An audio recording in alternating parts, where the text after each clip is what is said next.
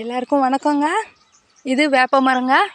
பாருங்கள் எவ்வளோ பெரிய மரம், ஓரளவுக்கு பெருசுங்க.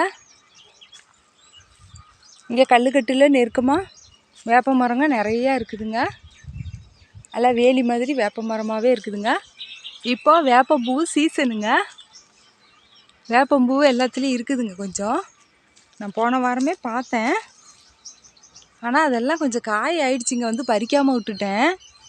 இதை கொஞ்சம் பறித்து வச்சுக்கிட்டோம்னாக்கா நம்ம வேப்பம்பூ ரசம், துவையல் வேணாலும் செய்யலாங்க. புளிக்குழம்பு மற்ற குழம்பு மாதிரி வைக்கலாங்க.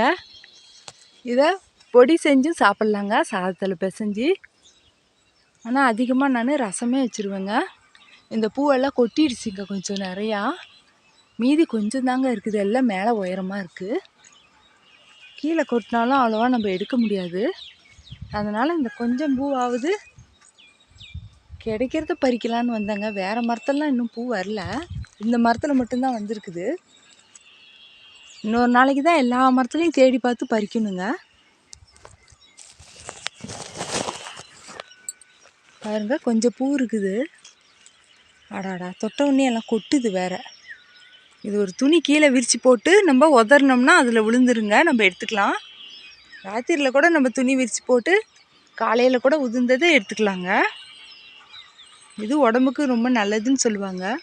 வயிற்றுல கீரி பூச்சி இருந்தாலும் அது இதுக்கு நல்லதுங்க, மருத்துவ குணம். இன்னொரு வீடியோவில் பார்க்கலாங்க. நன்றிங்க.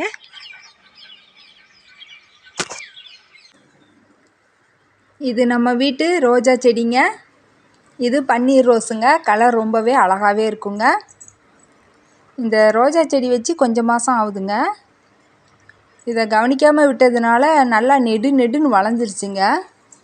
ஒரு 6 அடி உயரத்துக்கு வளர்ந்துருச்சுங்க. ஆனால் ஒல்லியாக தான் இருக்குங்க செடி, அடர்த்தியாகவே இல்லைங்க. குச்சி மாதிரி ஒல்லியாக தான் இருந்துச்சு. ஒரு 4-5 கிளை தாங்க பிரிஞ்சிருக்குது. அதுலேயும் நல்லா நீளமாக வளர்ந்துருச்சுங்க. இந்த செடி நல்லா கொத்து ஆனால் பூ பூக்குதுங்க. ஒரு கிளைக்கு ஒரு 2 பூ 3 பூன்னு பூக்குதுங்க. பூ நல்லா பெருசாக வளருதுங்க. இந்த செடிக்கு நான் சாணமும் முட்டைத்தோலும் சாம்பல், நம்ம அடுப்புக்கு எரி விடுற சாம்பலும் கொஞ்சம் கொட்டுவேங்க அப்பப்போ. இதை வெட்டி விடவும் நல்லா வளர்த்தியாக வளர்ந்துருச்சுங்க. இப்போ நான் கொஞ்சமாக கவாத்து பண்ணி விட்டேங்க. செடியை கொஞ்சம் உயரம் கம்மி பண்ணிவிட்டு அடர்த்தி ஆகட்டும்ன்ட்டு கொஞ்சமாக அப்படியே கவாத்து பண்ணி விட்டேங்க. ஒட்டுக்கா அடியோடு வெட்டினோம்னாலும் அது வளராமல் கூட விட்டுருங்க. கிளையாக வராது. துளுத்து வராமல் விட்டுட்டா என்ன பண்ணுறதுன்ட்டு நான் கொஞ்சமாக கவாத்து பண்ணேங்க. அதுலேயும் இது பூ பூத்துட்ருக்குதுங்க. இன்னொரு வீடியோவில் பார்க்கலாங்க. நன்றிங்க.